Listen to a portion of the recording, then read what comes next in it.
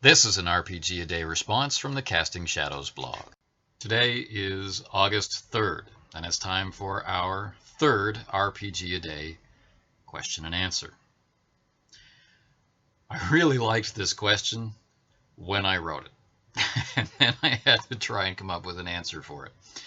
And I thought it would be easier until I remembered, about 95% of the time I'm the game master, and I don't really feel that an NPC moment is quite the same thing as a character moment.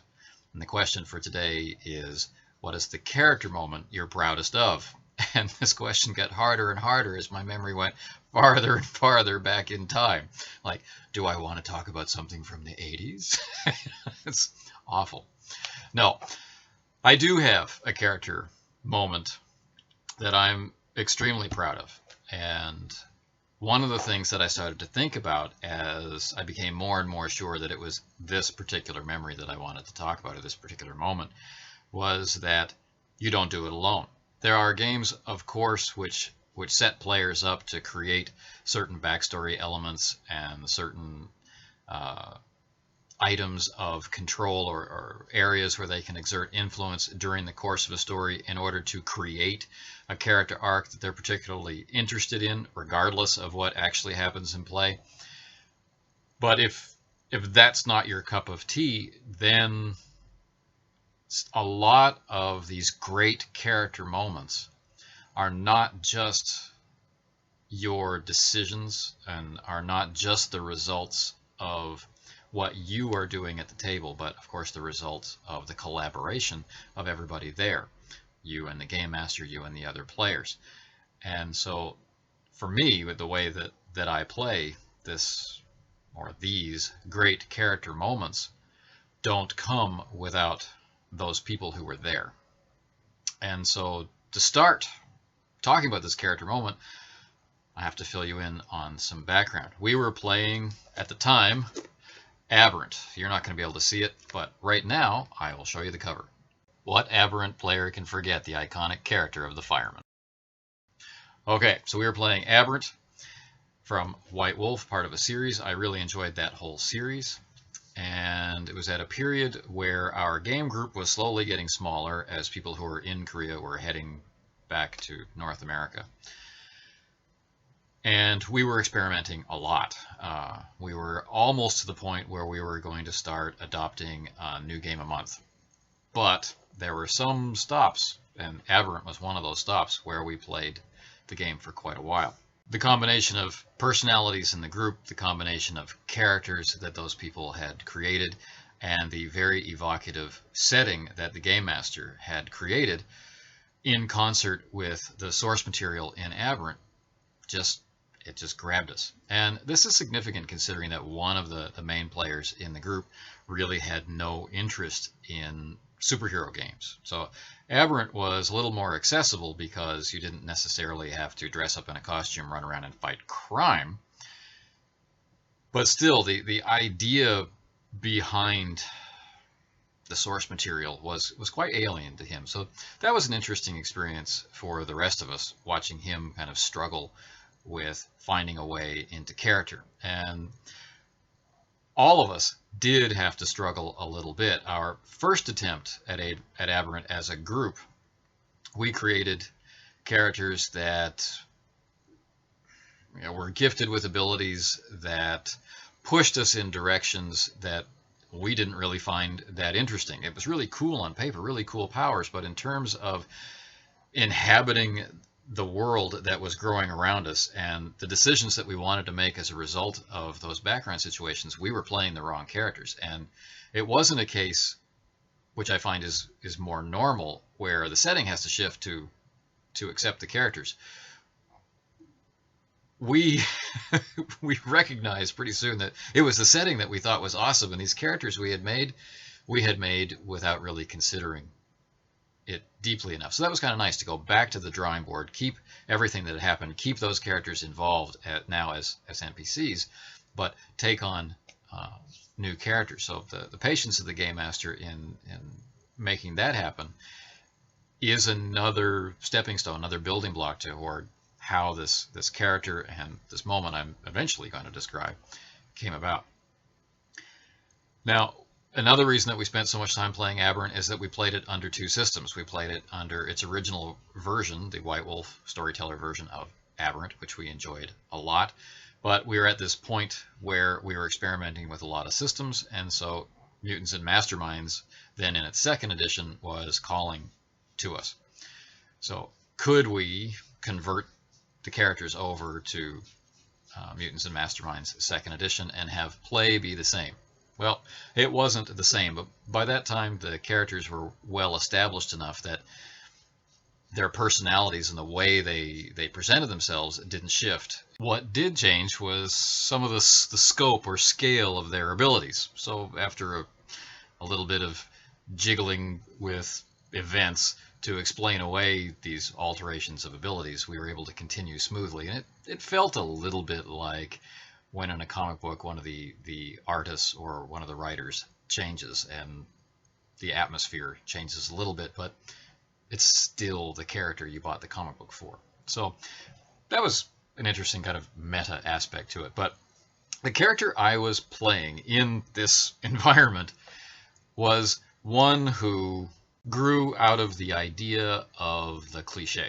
And I mean that just like it sounds. We were actually sitting down as a group talking about cliches as cliches, and the role of cliche and tropes and things like that. And I started to get an idea, like some superhero games, they make it possible for you to play, like DC heroes or Marvel heroes or whatever, and I could never really get into that idea, and that was the first spark. And then you have all these lists of powers, but most of them, of course, are directly inspired by powers of characters in the comics. So if you start taking those powers, the reaction of your fellow table mates is like, oh, that's like so-and-so. And so the tenuous or nebulous idea you have for a character at the beginning gets battered around a little bit by all these comparisons to other characters. And I didn't want to go through that. And I'd made a very unusual character as my first attempt, and I wanted to make a character that really fit in with the world of Aberrant, and that was the second spark of inspiration. So how do I do this? How do I take a normal person who has to deal with the question of what would you do if you had the power of a god, but also was aware of this kind of sense of cliche, who was also aware of these comparisons, and it all magically gelled together. And what I ended up with was a character who was an actor. He had spent years portraying this character, basically a superhero, on television, and his career, to go with the cliche, he was never going to act again because he was forever associated with this part. Walking down the street, people would call him by his character's name, and so on. His future was going to be going to genre conventions, maybe even dressed up in his hero uniform to live out the end of his days. That's what he was looking at. And of course, he was tormented by actually being a good actor and deserving more. And he was never going to get it. This is his mind space at the point where he is gifted with the power of a god. And we won't get into the circumstances of that. But of course, what happens to him? I fully embraced the idea of this cliche and the fear of comparison to other heroes. And I turned him into the character he had been playing on TV all this time. So he had all of those abilities to the T. From his perspective, he had become the thing that he hated the most. And we were able then to explore a lot of the cool background psychology of Aberrant. There were different political groups that were involved, and what was human, what was Nova, and we could get into all of that, and it was a lot of fun. So the character moment I want to talk about is simply this. He had played a hero on television. He felt like he was being subsumed or consumed by this other thing, this thing that he was not, this thing that he had hated. And then as a result of his effect on the world around him, lives saved, disaster averted, and things like this. Purely coincidentally, he began to see hope, optimism, and opportunity. And he began to go out of his way to explore these abilities. He began to be a vigilante, so to speak. He adopted the costume. People recognized him on the street. They couldn't believe that this character was real. Of course, some people did believe, I knew it all along, that kind of thing. The Game Master played into this. The Game Master began to turn his nightly reality into the TV show experience.